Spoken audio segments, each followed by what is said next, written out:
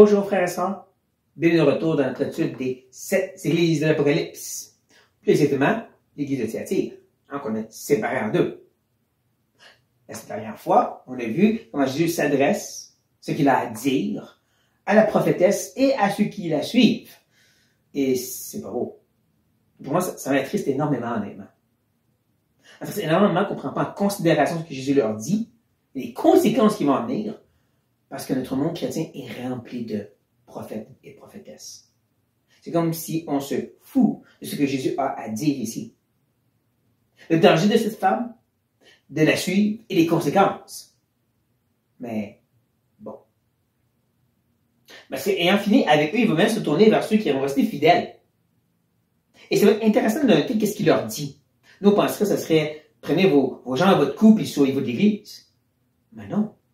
On voit la même chose avec l'église de Sardes qui aussi avait des sérieux problèmes, mais un restant qui était fidèle, comme ici. Donc, on va prendre note. Qu'est-ce que j'ai dit à ce restant fidèle? Mais avant, on va revenir à l'introduction.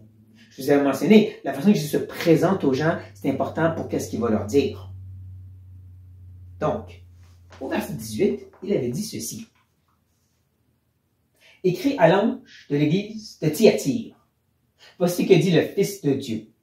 Celui qui a les yeux comme une flamme de feu, et dont les pieds sont semblables à de l'airain, ardent ou poli.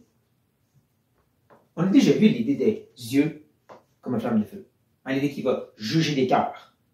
Tu peux dire, non mais j'aime le Seigneur. C'est pour ça que je fais ça. Je prêche, je prophétise comme elle le faisait. Ou je suis cette prophétesse. Mais Dieu connaît ton cœur. Il sait que ce qu'elle dit, et c'est ta chair et c'est ça que tu aimes. Mais bon. Il sait, ils sont des cœurs. C'est la deuxième partie qui est intéressante aussi. Les pieds comme de l'airain poli. Qui nous ramène bien sûr à Ézéchiel, lorsque Dieu se présente à lui et le bas, les jambes, sont des reins polis. Non seulement ça parlait du temps que Dieu venait en jugement contre Israël, mais en plus, l'airain était considéré comme le métaux le plus puissant du temps. Les armes étaient faites en airain et c'était vraiment utile pour frapper l'ennemi. On prend note de ça. Et là, on se tourne vers ceux qui sont fidèles. Et on lit ceci. À vous, à tous les autres de Thyatire, qui ne reçoivent pas cette doctrine, et qui n'ont pas connu les profondeurs de Satan, comme il les appelle, je vous dis, je ne mets pas sur vous d'autres fardeaux. Je vois la première chose à prendre une note, c'est les mots d'enseignement, qui ne reçoivent pas cette doctrine, ou qui ne connaissent pas, et c'est vraiment l'idée de connaissance en le sens instruction. Qui est ce groupe? C'est les gens qui n'ont pas laissé ce faux sentiment prendre le dessus sur eux. C'est des gens qui ont tenu à la vérité, qui nous rappellent à quel point que la vérité, la doctrine, l'enseignement, ça fait partie de notre vie. Tu peux dire, non, moi, ça ne m'intéresse pas, mais arrêtez, tu es quand même influencé par un certain enseignement et doctrine. Que ce soit de Jézabel ou d'autres enseignants, il y a quelque chose qui t'enseigne pour comment tu vis ta vie chrétienne. Et c'est important de prendre le bon enseignement, donc. La bonne doctrine, la bonne vérité qui est vraiment de Dieu, et pas juste ce que d'autres ont dit. Eux ne sont pas laissés influencer ici. Et c'est ça que Jésus loue de ces gens, premièrement avant tout. Ils ne sont pas laissés influencer par la fausse enseignement, ils ont tenu à la vraie, bien sûr. Mais c'est quoi, c'est les profondeurs de Satan? Et encore plus, comme il les appelle. Qui appelle ça les profondeurs de Satan?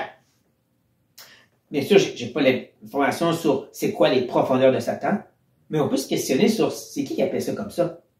Est-ce que c'est les gens à l'extérieur de l'Église qui se moquaient d'eux et disaient, eux autres, là, ils connaissent les profondeurs de Satan? Je ne crois pas. Parce que dans ce temps-là, la notion de Satan existait dans l'Église et avec les Juifs, mais pas les païens. Les païens adoraient plein de dieux, ils ne pensaient pas à Satan. L'autre option, c'est les personnes mêmes, Jézabel, ses disciples, ses enfants, qui eux peut-être disaient, nous on connaît les profondeurs de Satan, on sait comment il pense, on connaît toutes sortes d'informations sur le monde spirituel, puis on sait comment le combattre comme il faut. C'est pour ça qu'on peut vivre d'une façon, mais on ne sait pas influencer nous autres. C'est possible que c'est plus ça, ça voulait dire. C'est eux qui appelaient ça connaître les profondeurs de Satan. Et quand tu regardes de nos jours, on a énormément de ces prophètes et prophétesses qui connaissent les grands secrets du monde spirituel, du monde démoniaque, mais ils n'ont pas pris ça dans la Bible. Donc, ils ont pris ça où? Et ils s'enorgueillissent à dire que oui, eux, ils comprennent comment combattre chaque démon, et ça leur permet donc de vivre d'une certaine façon, dans la richesse, dans l'orgueil. Mais non, nous, on sait comment ça marche avec Satan, donc ça ne nous affecte pas. Comme ces personnes-là. Mais ça, encore une fois, on ne se laisse pas emporter par ça. Ça dit, ici. Et qu'est-ce que Jésus leur dit en rapport avec ça? C'est qu'il ne va pas mettre d'autres fardeaux. Qu'il ne va pas ajouter à leur lot. Il ne va pas leur demander plus. Mais, ou sauf, seulement, ce que vous avez, retenez-le jusqu'à ce que je vienne. Encore un livre d'enseignement. Parce que de retenir, de prendre, de saisir, c'est vraiment connecté à cette idée de connaissance. Vous tenez ferme à quelque chose. Tenez-le encore plus ferme. Ou comme je dirais, de vraiment combattre pour la foi qui a été livrée une fois pour toutes. Et Paul aussi dit à Timothée qu'il faut combattre pour garder le dépôt que j'ai donné, le dépôt de vérité. Donc, où c'est bon, vous n'êtes pas laissé influencer par les faux enseignements, mais vous devez vous assurer d'être bien enraciné, de bien solide dans les vrais, puis de persévérer dedans. Et ça, jusqu'à ce qu'il vienne. Probablement, ce n'est pas le grand retour de Christ, mais plus une visite qu'il mentionnait à Thyatire et aux autres églises, qui allaient venir les visiter et qui auraient des conséquences dans leur génération. Et quand on y pense, à travers l'histoire, on l'a vu, et encore même maintenant, certaines des églises, certains des faux enseignants, certains des mouvements soi-disant chrétiens, qui sont exposés de plus en plus de nos jours. Où est-ce qu'on réalise que ces gens, c'est des prédateurs sexuels, des gens qui profitaient du monde, des gens qui étaient cruels et méchants et sont exposés comme si le Seigneur était venu visiter ces soi-disant mouvements du Seigneur. Pour le montrer au monde qu'il n'était pas. Je pense que c'est plus cette sorte de venir qu'il veut dire ici. Qu'il va venir agir sur l'Église et que eux, leur appel, c'est juste de tenir ferme. C'est intéressant. C'est comme j'ai dit, c'est pas allez-vous-en, c'est juste garder la vérité pour tout de suite. Mais c'est pas juste ça. Il va ajouter aussi que celui qui vaincra et qui gardera jusqu'à la fin mes œuvres, je donnerai autorité sur les nations.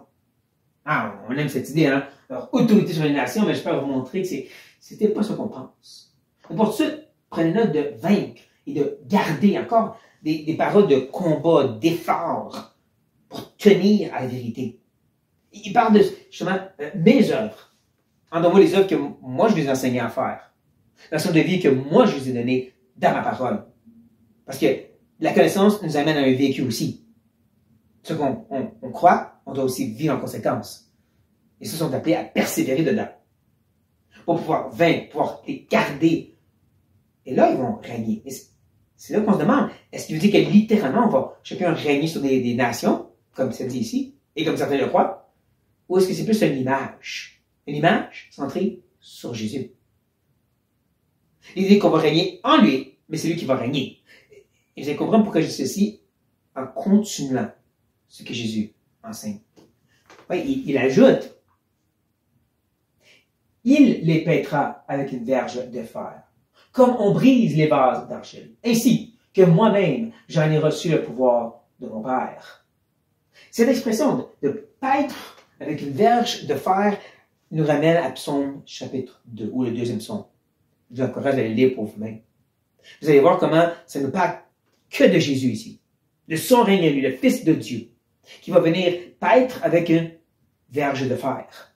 Il va régner avec force sur les nations. Et c'est lui, comme il dit ici, qui a reçu cette autorité du Père. Lui, pas moi. Ou comme il dit dans Matthieu, toute autorité m'a, Jésus, pas moi, m'a été donnée. Mais après ça, il ne dit pas, et là je vous la donne. Il dit, ça m'a été donné, il va aller prêcher l'Évangile. C'est à lui. Et ne manquez pas, comme il brise les vases d'argile. Ces vases, fragiles comme ils sont, vont être bien brisés, surtout si tu as des pieds en airain. Surtout si tu es fait d'un métal vraiment solide qui est fait pour casser les vases. C'est là qu'on revient sur cette image de jugement et de puissance que Jésus a donnée. qui va venir agir sur les nations, ultimement, mais aussi sur son Église de Thyatire, sur ces gens qui sont rebelles. C'est pour ça que je crois que tout est centré sur Christ ici, et non pas le fait que nous, on va chacun avoir une ville. Libre à vous d'être dans des accords, mais je crois que notre règne va être en lui, et c'est lui qui va régner. C'est ce que le psaume chapitre 2 nous dit, et que Jésus essaie de mentionner ici. C'est lui qui a le pouvoir.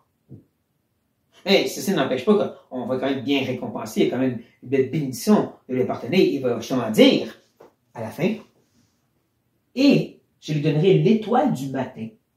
Que celui qui a des oreilles entende ce que l'Esprit dit aux églises. L'étoile du matin, encore dans l'Ancien Testament, c'est Jésus. C'est lui. C'est à propos de lui, ici à Mormon. De l'autre verset qu'on a vu, et les deux qui ont suivi, c'est tout centré sur Jésus.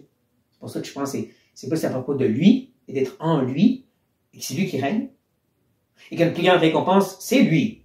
Et pas le fait qu'on va avoir chacun des trônes en or, puis on va régner sur des pays.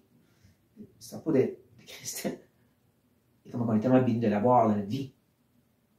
Comme j'ai dit, les récompenses qu'il donne à chaque église qui se repentent ou qui reste fidèle, ça va être lui. Intimité éternelle avec lui.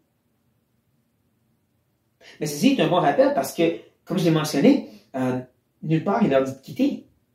Et ça va être encore plus frappant avec Sardes. La peine, c'est simplement de persévérer. On peut être rapide de voir les problèmes dans notre église puis dire je m'en vais. Et je ne dis pas que c'est mal de le faire, mais des fois on est trop rapide de quitter et pas juste de persévérer.